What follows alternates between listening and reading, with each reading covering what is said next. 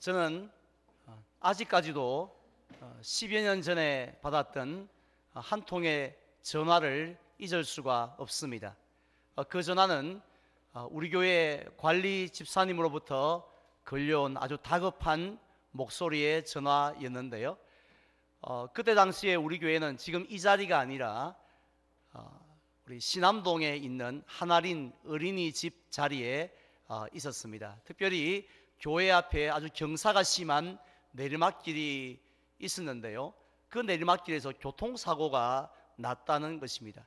내리막길을 달려오던 차가 미처 교회에서 뛰어나오는 이 아이를 발견하지 못하고 그냥 그 아이의 두 다리를 통과해서 지나가 버렸다라는 내용이었습니다.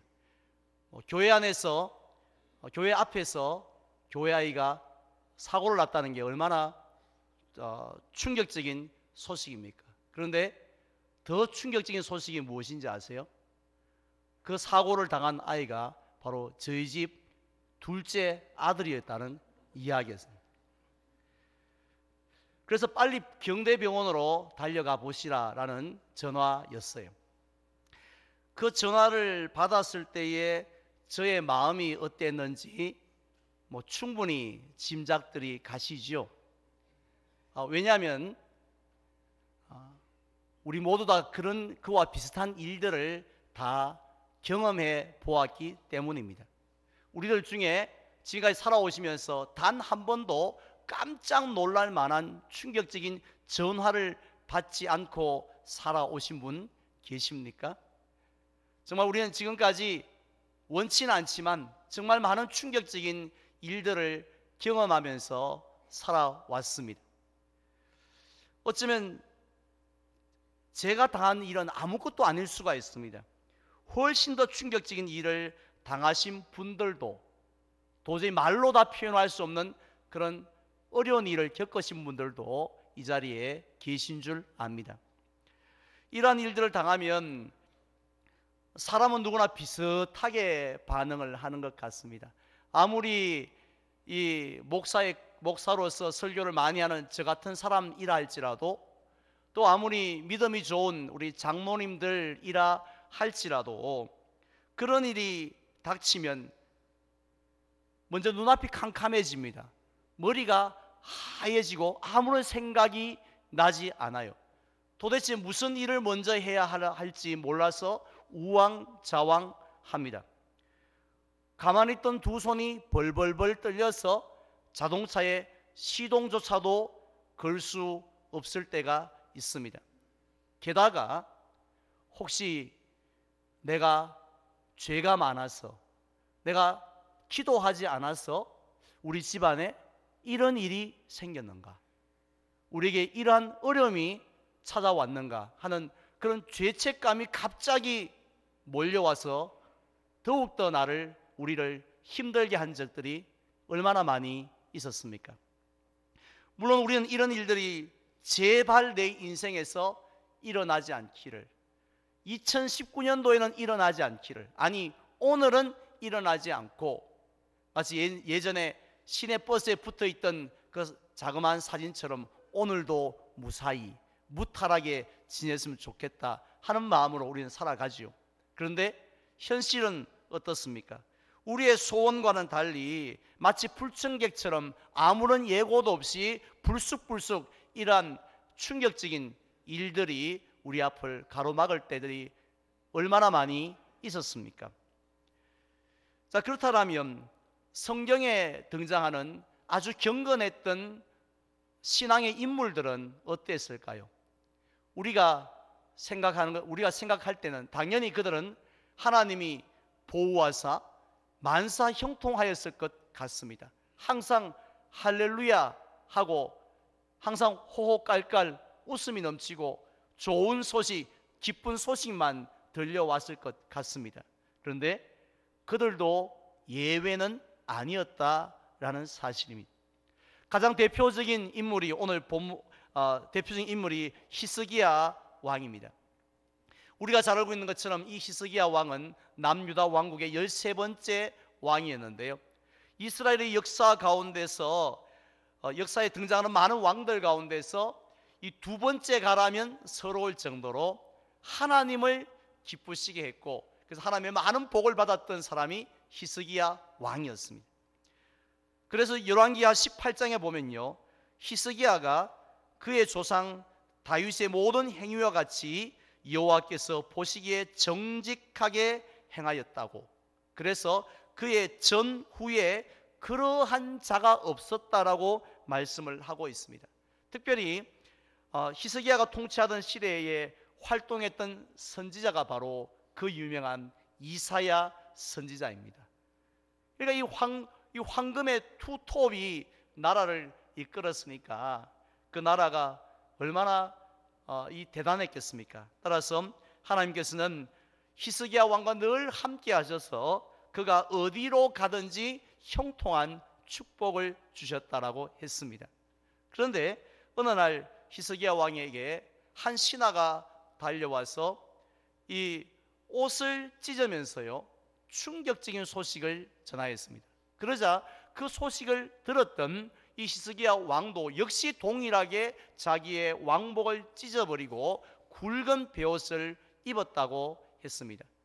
구약 시대에 옷을 찢는다라는 것은 너무 극한 슬픔이 몰려왔을 때, 너무 큰 충격이 몰려왔을 때에 행하는 행동이었습니다. 도대체 과연 어떤 소식을 히스기야 왕이 들었을까요?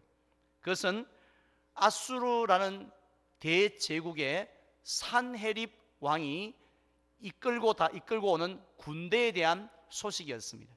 당시에 아수르 제국의 군대는 두 가지 면에 있어서 유명했습니다. 첫 번째는 가장 강력함으로 유명했습니다. 아무도 감당이 안 되는 거예요. 한번 붙어봐라고 성산이 있겠지 이렇게 생각을 할 수가 없었다는 것입니다.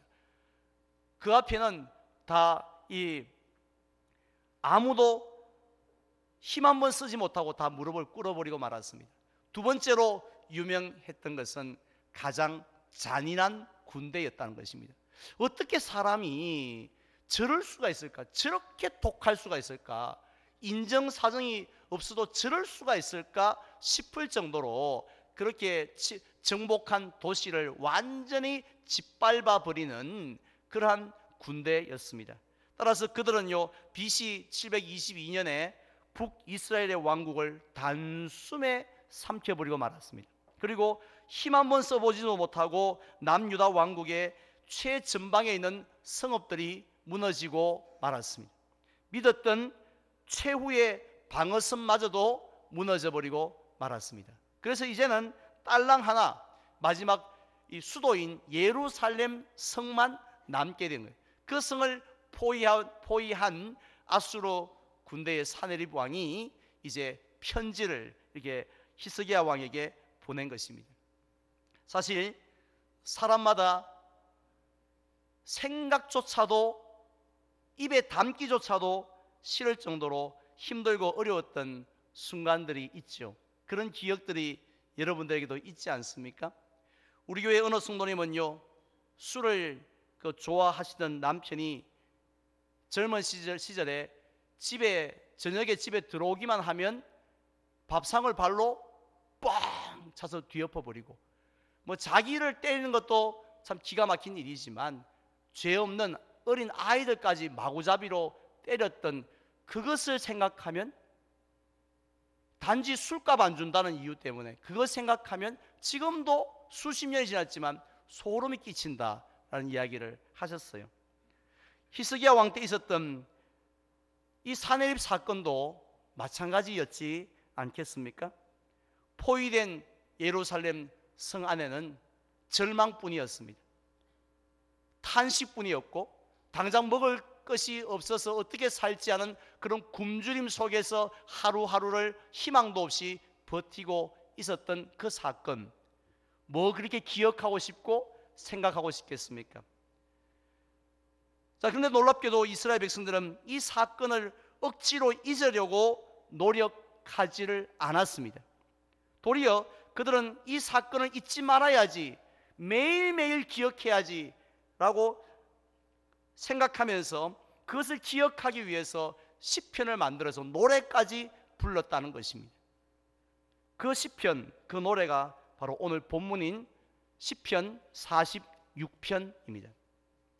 많은 학자들은 이 시편이 바로 사내립이 쳐들어왔던 그 사건을 배경으로 하고 있다고 말하고 있습니다. 그렇다면 이스라엘 백성이 이 사건을 잊지 않고 기억하고 노래까지 불렀던 그 이유가 무엇일까요? 그것은요, 이 사건을 통해서 화면을 보시면 무엇을 경험하였습니까? 하나님을 경험하였기 때문입니다. 우리가 살아가면서 수많은 사건들을 우리가 이렇게 맞이하게 됩니다만은 그 중에서 하나님을 경험하는 사건은 그렇게 많지 않습니다. 어떤 분은 일생에 딱 한 번 그런 경우가 있었다는 분도 있고 한 번도 그런 경험을 하지 못한 분도 있는데, 이스라엘 백성들은 이 사건을 통해서 하나님이 이런 분이구나 하는 것을 경험하게 되었다는 것입니다. 물론 그들은 이 사건이 있기 전에도 하나님이 어떤 분이신지 너무너무 잘 알고 있었습니다. 지식적으로 하나님은 말씀으로 천지를 창조하신 분이라는 것도 알고 있었고요, 하나님은 이스라엘 백성을 애굽에서 건져내실 정도로 사랑이 많으신 분이라는 것도 알고 있었습니다. 홍해를 가르시고 또 구름 기둥으로 불 기둥으로 인도하신 분이라는 것도 역시 잘 알고 있었습니다. 그런데 한 가지는 몰랐다는 거죠. 과거에는 그렇게 대단한 능력을 가지셨고 대단한 사랑을 가지셨던 하나님이신 것은 틀림없는데, 그런데 지금 그리고 나에게 있어서 내가 지금 처한 이 상황에 있어서 도대체 하나님은 어떤 분이신지 그것을 몰랐다라는 것입니다. 그런데 오늘 본문 1절에 보니까 그들이 이 사건을 통해서 만난 하나님, 그들이 경험했던 하나님은 어떤 하나님이셨습니까? 1절을 제가 봉독하겠습니다. 하나님은 우리의 피난처시요 힘이시니 환난 중에 만날 큰 도움이시라. 아멘. 하나님은 가만히 관중석에 앉아서 우리가 고통당하는 것, 환난당하는 것을 구경만 하시는 그런 분이 아니라 그냥 종이 호랑이처럼 우리에게 아무런 유익도 주지 못하시는 그런 무능하신 하나님이 아니라는 것을 깨닫게 되어집니다. 하나님은 피난처가 되신다라는 것을 그들이 경험하게 되었는데요, 우리 성도님들은 피난처 하면 생각나는 것이 무엇입니까? 우리가 등산을 하다가 갑자기 억수 같은 소나기가 쏟아지면 피할 수 있는 팔각정 같은 정자 같은 원두막 같은 그런 것들이 생각이 납니다. 아니면은 신천역, 지하철역 같은 거 생각나죠. 몇 년 전에 제가 종교 지도자 초청이 있어서 오산에 있는 공군 기지를 방문한 적이 있었습니다. 그 인도하시는, 우리를 안내하시는 분이 우리를 지하 수십 미터 밑에 있는 특수 벙커로 인도를 했어요. 그곳에 가보 그 깊은 땅 속에 100여 명의 군인들이 이 넓은 방에 앉아 있는 거예요. 그러면서 북한의 전투기와 비행기가 하나 뜨고 내리는 것을 24시간 입체적으로 들여다보고 있는 모습을 보았습니다. 그분의 설명이 뭐냐면 어떤 미사일의 공격에도 끄떡하지 않는다는 거예요. 그만큼 튼튼하게, 그만큼 안전하게 지은 그런 특수 벙커라는 이야기를 들었습니다. 그렇습니다. 이 세상에는 미사일의 공격에서 안전할 수 있는 피난처는 여러 곳 있을 수 있습니다. 그곳에 달려가면 우리가 전쟁 때 죽지 않을 수도 있습니다. 그렇지만 우리가 질병의 미사일을 피할 수 있는 곳이 있을까요? 물질의 어려움을 피할 수 있는 미사일, 자녀의 또 힘듦이라는 미사일을 피할 수 있는 그런 피난처가 우리에게 있습니까? 이 땅에 아무리 깊은 지하 벙커라 할지라도 우리를 그런 모든 이 인생의 미사일로부터 보호해 줄 수 있는 곳은 없다라는 것이죠. 그런데 분명히 없을 줄 알았는데, 그래서 이스라엘 백성도 낙심하고 절망했고, 우리는 이제 끝났다라고, 북쪽 이스라엘이 끝난 것처럼 우리도 끝이 났다라고 그렇게 다 손을 놓고 있었는데, 그들이 무엇을 발견합니까? 하나님이 우리의 피난처가 되신다는 사실을 깨닫게 되었습니다. 즉, 우리가 하나님의 날개 그늘 아래에 있기만 하면 하나님이 우리를 철저하게 지켜주실 것이라는 것을 경험하게 되었다라는 것입니다. 비록 우리에겐 힘이 없지만, 그러나 하나님의 천지를 지으신 그 놀라운 힘으로 우리를 붙들어 주시고 다시 일으켜 세워 주실 것이라는 그런 놀라운 사실을, 그 사실을 그들이 경험하게 되었다는 것입니다. 비록 사방으로 지금 우겨쌈을 당하고 있지만, 그러나 하나님이 함께 하시면 길이 있다는 것, 답이 있다라는 것, 그것을 경험하게 되었다라는 것입니다. 그래서 우리에겐 아무것도 없다 할지라도 하나님 한 분만이면 충분합니다. 하나님 한 분만으로 만족할 수 있습니다 하는 고백이 바로 오늘 1절의 고백이 아니겠습니까? 그렇다면 도대체 사내립이 쳐들어왔을 때에 어떤 일이 예루살렘에서 있었습니까? 열왕기하 19장에 보면요, 히스기야 왕은 사내립 왕이 보낸 그 편지를 들고서 어디로 올라가죠? 성전으로 올라갑니다. 그리고는 그 편지를 펴놓고 하나님께 간절히 기도하였습니다. 결국 히스기야 왕은 이 전쟁의 승리를 위해서 아무것도 한 것이 없는 사람이에요. 화살 한번 쏘지도 않았고요, 돌멩이 하나 던지지도 않았습니다.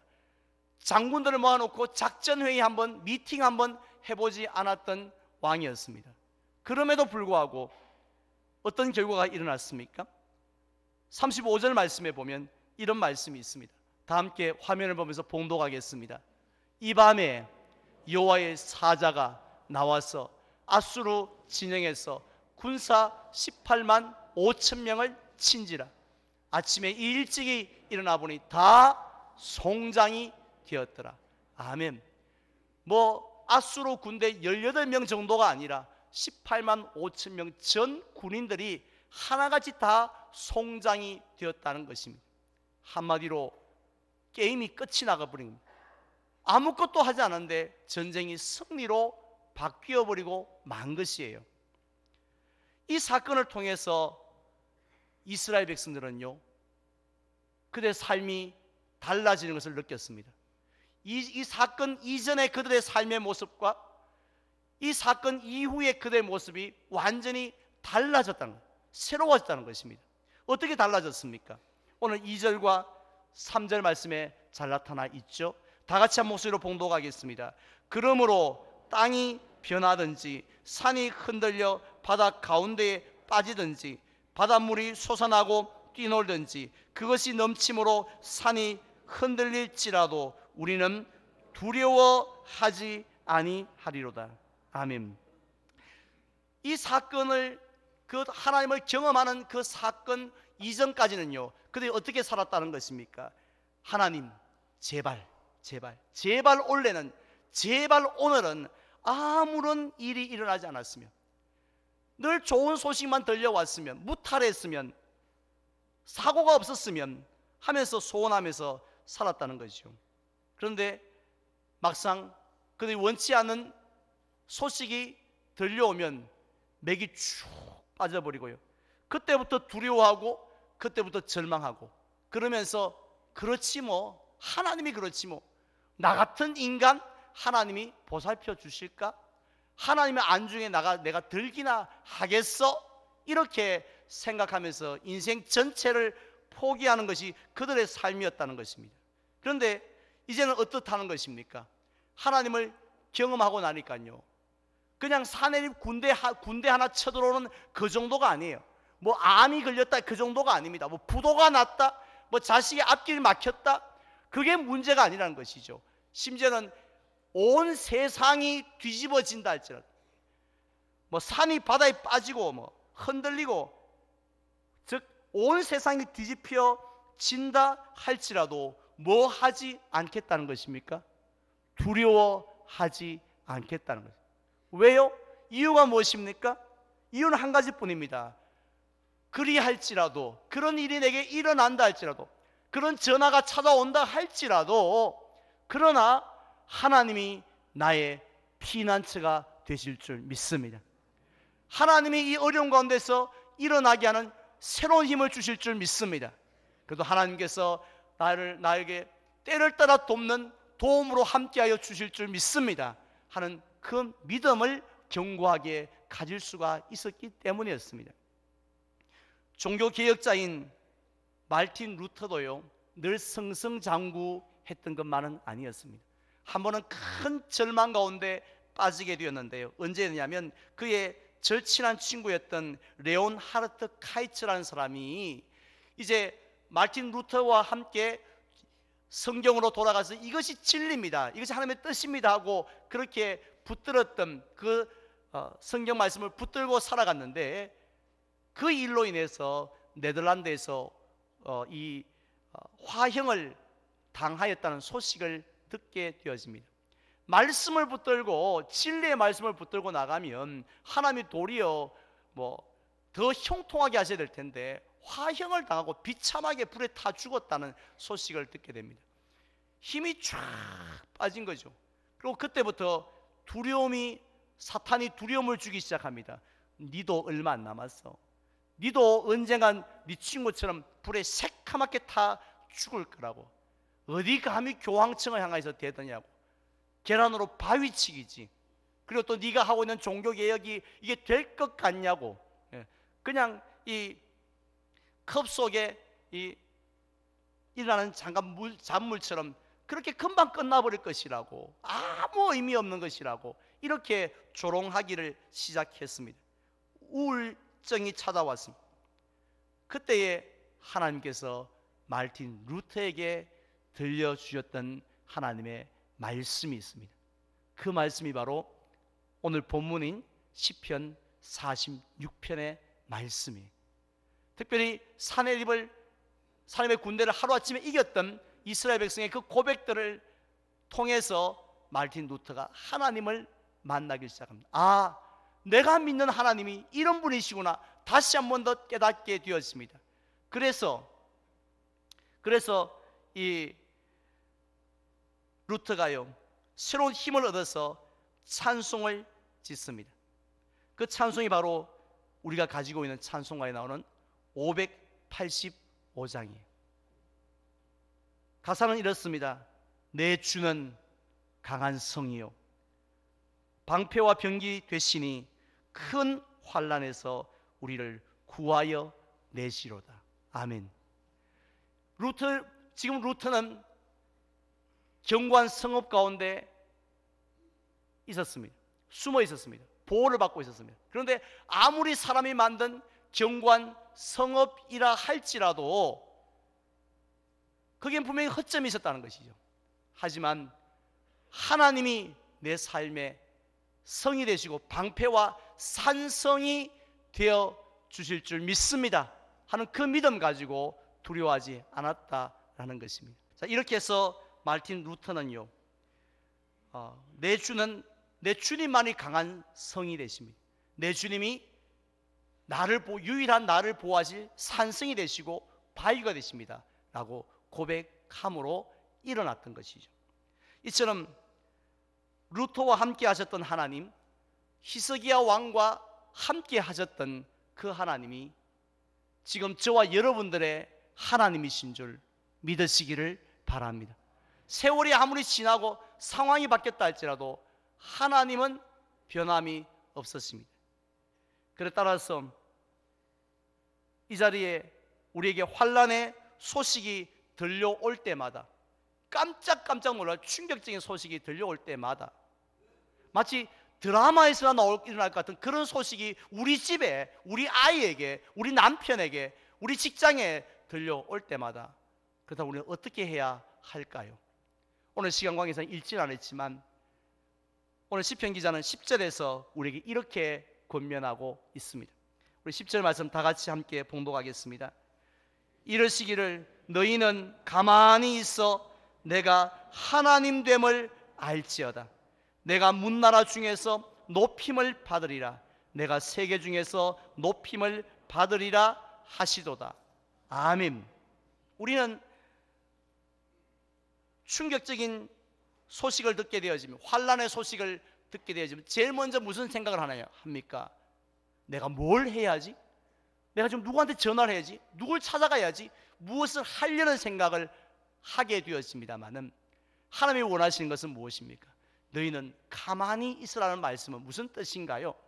그것은 우리에게는 아무 힘이 없으니, 우리의 수고와 노력이 아무 의미가 없으니까 가만히 있어서 어떻게 하라고 했습니까?